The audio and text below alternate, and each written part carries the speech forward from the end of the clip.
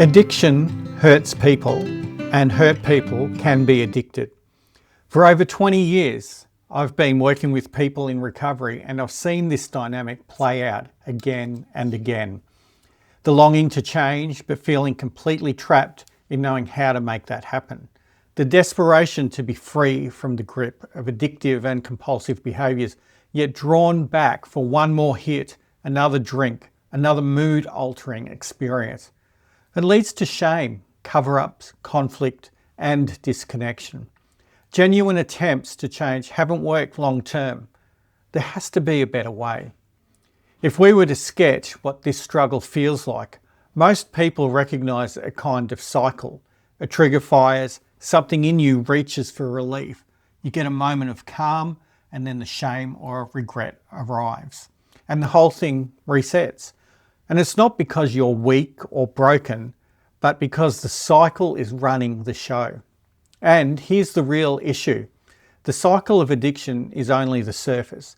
It tells us you're looking for relief, but it doesn't tell us why. To make any real change, we have to go deeper to what's been driving the behaviour in the first place. Because for most people, the behaviour isn't the problem, it's the solution. It's the way someone has learned to manage the experiences they don't know how to sit with.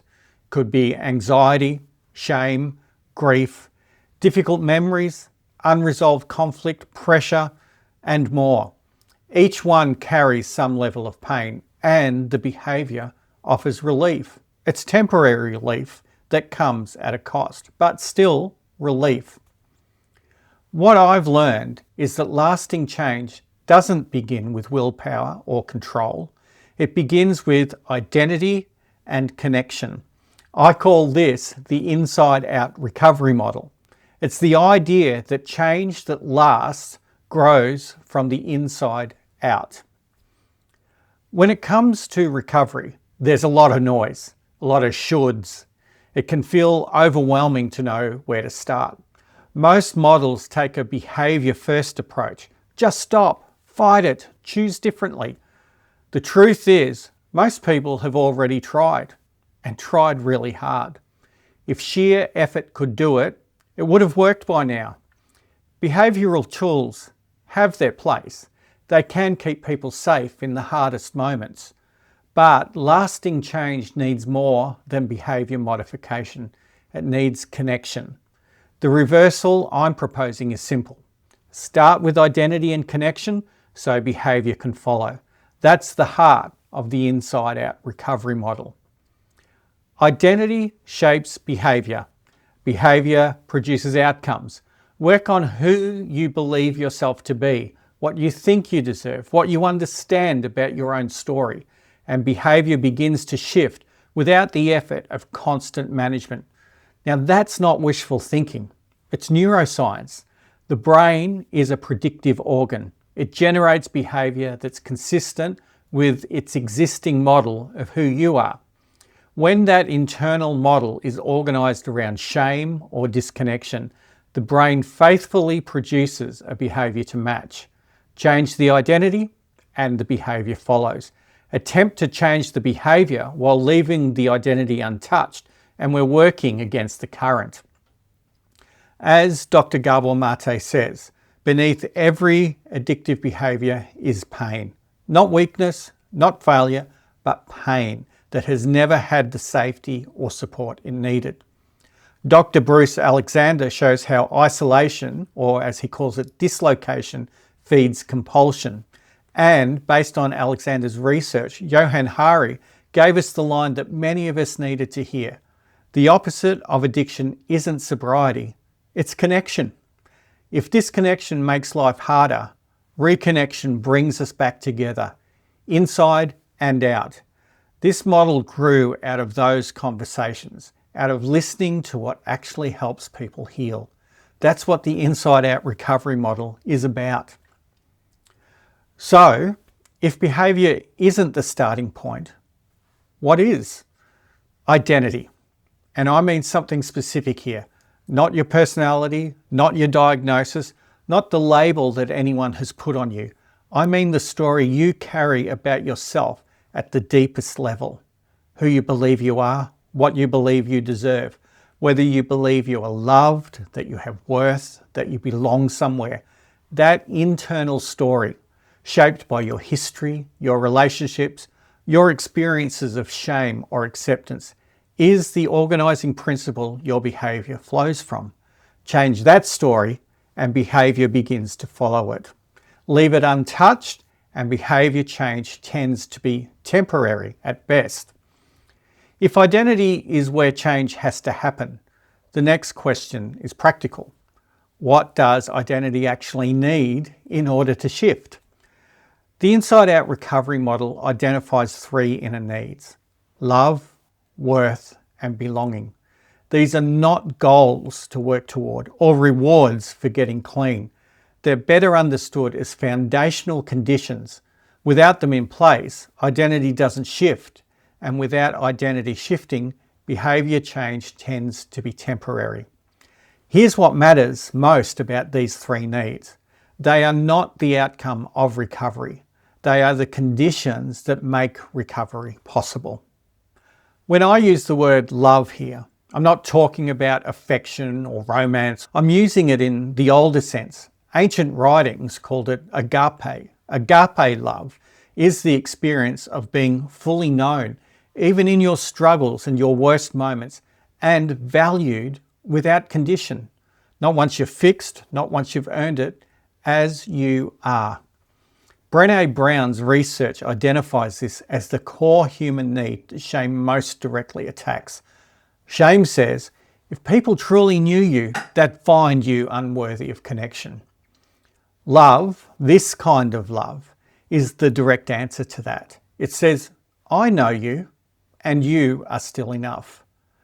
For many people caught in addictive patterns, that experience has never been consistently present, and its absence is often what the behaviour has been quietly trying to fill. Not weakness, a human being managing pain with the tools available. Now, and this is important, that experience of being loved has to become an inner conviction, not an ongoing dependency on how others respond to you. When it's only external, your sense of being loved rises and falls with every relationship, every approval, every argument. That's an exhausting way to live. The work of recovery is to move love from a condition you're waiting for others to meet to a truth you carry about yourself. And here's what changes when that happens. Your relationships stop being places you go to get love and become places where love is expressed and deepened. Connection with others stops being something to desperately chase or carefully avoid and starts being genuine. You bring something to it. And in that genuine connection, your capacity to love yourself and others deepens. Worth is the internal conviction that who you are has inherent value. It's not based on performance, sobriety, productivity, or the approval of others. The critical word there is internal. But that doesn't mean the discovery always begins there. Worth can be first encountered through a relationship that knows you honestly and doesn't judge or reject you. Through someone who treats you with dignity at a moment when you've stopped treating yourself that way. Through an experience of purpose that shows you something real about your own capacity. What makes it lasting is when it shifts inside to become an internal truth about yourself. Then it stops being something someone else told you and becomes a conviction you carry, discovered wherever it was found and now your own. Recovery doesn't hand you worth, but it can be the process through which worth is genuinely encountered for the first time, through honest self-examination, through relationships that know you and don't diminish you, through surviving something hard and finding you're still standing. For some people, that's uncovering something that was always present but buried under shame. For others, it's something being built that early experience never quite provided. Either way, the direction is the same, inward. Worth has to become a conviction you carry, not a verdict you're waiting for others to deliver about you. That matters enormously in addiction work, because one of the most common patterns underneath compulsive behaviour is the exhausting attempt to perform your way to worth, caught in an addiction approval cycle where the feeling of being enough is always one more achievement away, one person's validation away, yet it never arrives because it was never going to come from that direction. When worth becomes an inner condition, the approval cycle starts to break. You no longer need the behaviour or the relationship or the achievement to confirm that you matter. And from that place, you can engage with others honestly, set a boundary without guilt, admit you're struggling without collapsing. Integrity becomes possible, and integrity means something specific here. Who you are on the outside begins to match who you are on the inside. Worth is what makes that alignment real. Belonging is not fitting in. That distinction is sharper than it sounds. Fitting in requires you to manage your presentation, conceal the struggle, say the right things, be acceptable enough to stay in the room. Most people affected by addictive behaviour have become so skilled at this, and underneath it, profound loneliness, because no one actually knows them. True belonging starts with an internal conviction. I belong here, in my own life, among the people who matter to me, not because I've earned my place or been formally accepted, but because I am not defined by my mistakes. I may see the world differently, feel things differently, be wired in ways that have sometimes felt like a burden. But that difference is part of who I am, and who I am is enough. When someone communicates acceptance, a friend, a partner, a counsellor, that's not what creates belonging. It affirms what is already true. That distinction matters, because if belonging depends on others, granting it can always be revoked.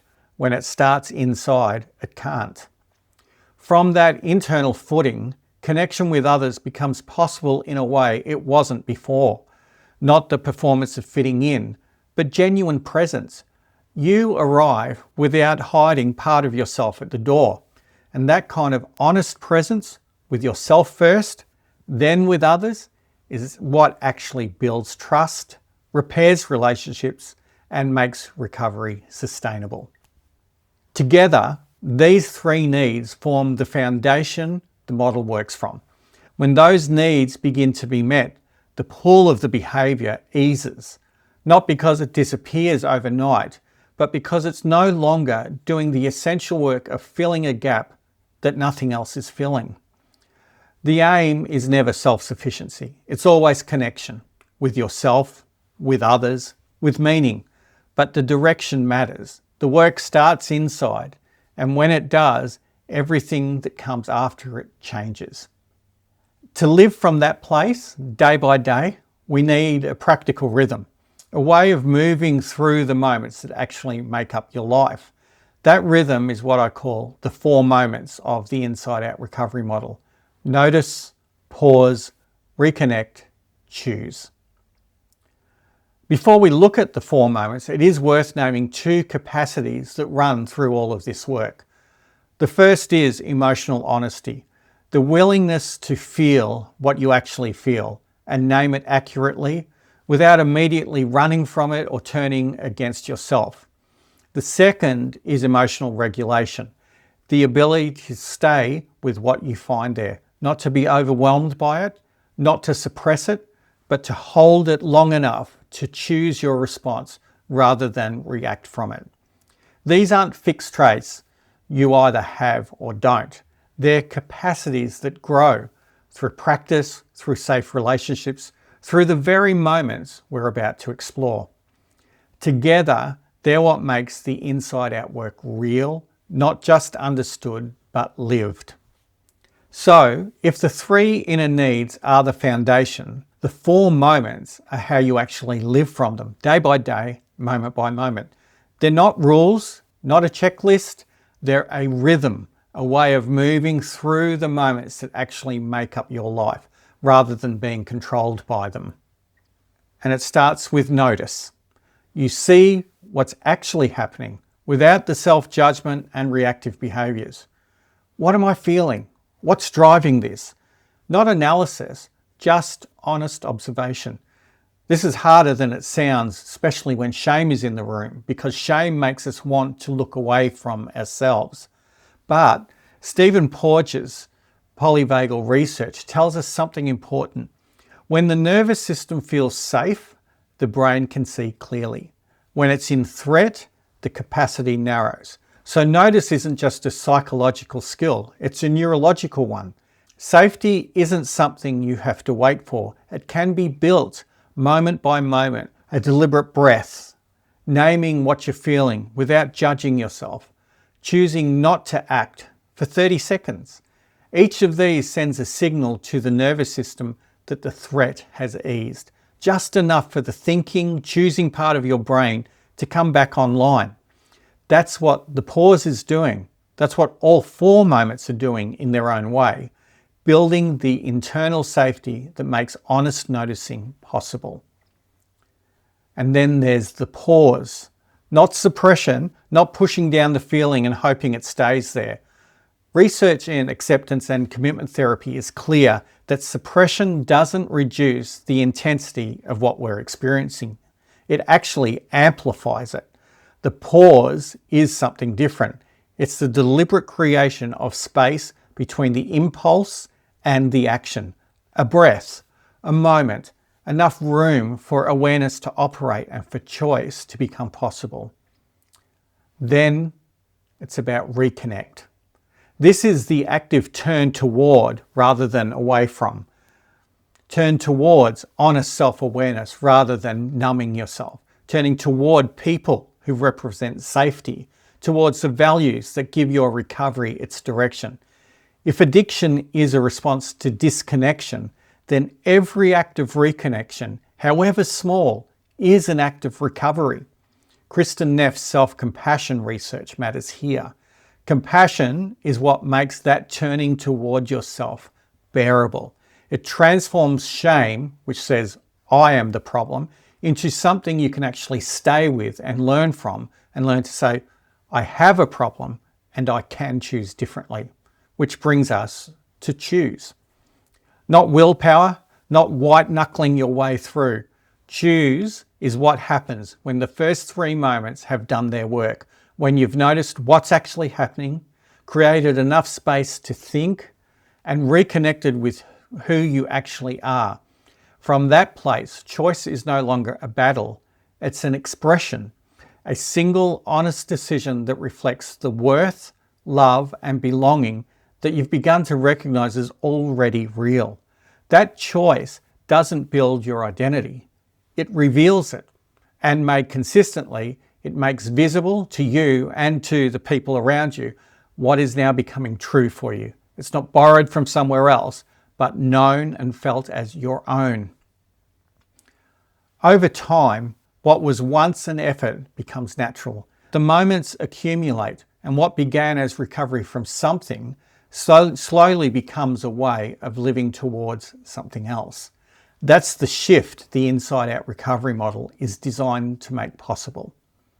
As the 4 moments become a practiced rhythm, you'll notice the work naturally wants to move somewhere. It has a direction to it, 3 directions in fact, and they tend to unfold in sequence. The first is inward, connection with self. It is usually where recovery begins because it's where honesty becomes possible. Think of a quiet moment after an argument or in the car before you walk inside. You notice you're braced, tight in the chest, about to react from a place that won't serve anyone. You pause. And in that pause, you can ask a different question. Not, how do I manage this? But, what do I actually need right now? That question, honest, self-directed, without shame, is inward work. It doesn't excuse anything. It makes everything else possible. From that steadier internal place, the work moves outward into connection with others. The next conversation becomes different, not because you've scripted the perfect response, but because you're speaking from a steadier place. A boundary lands as clarity rather than punishment. Repair becomes one honest step, not an attempt to fix everything at once. Empathy becomes possible without losing yourself in it. This is where the inner work shows up in your relationship, not as performance, but as presence. And then gradually you move forward. Connection with meaning and purpose. Life starts pointing somewhere again, not just away from the behaviour, but towards something that gives you meaning, towards who you actually are learning to believe yourself to be. Small choices that align with your values. A walk instead of a scroll, a phone call instead of isolation, a conversation that maybe you've been avoiding. These begin to accumulate into a life that feels like yours. Purpose doesn't announce itself dramatically. It grows quietly as safety and connection take root. Inward, outward, forward. They're not a sequence to complete and move on from. They're directions that keep deepening. You return to inward work as new moments arrive. You move outward as relationships strengthen and find meaning that widens as belonging grows. Love, worth, and belonging are alive in all three. Love fuels the honesty required to go inward, the empathy required to move outward, and the care that drives you forward. Worth makes integrity possible at every level, and belonging reminds you that you were never meant to do this alone, and that the work you do inside yourself is what makes genuine connection with others possible. If you're not sure where to begin, begin inward. One honest breath, one sentence of truth to yourself. From there, one clean step outward, then one step forward that matches your value. That's inside out in motion. Recovery isn't a program to finish. It's a way of discovery, not of going back to who you were before the addictive behaviour took hold, but of growing into who you've always had the capacity to be when life is no longer organised around the addictive behaviour. Every story of addiction is different.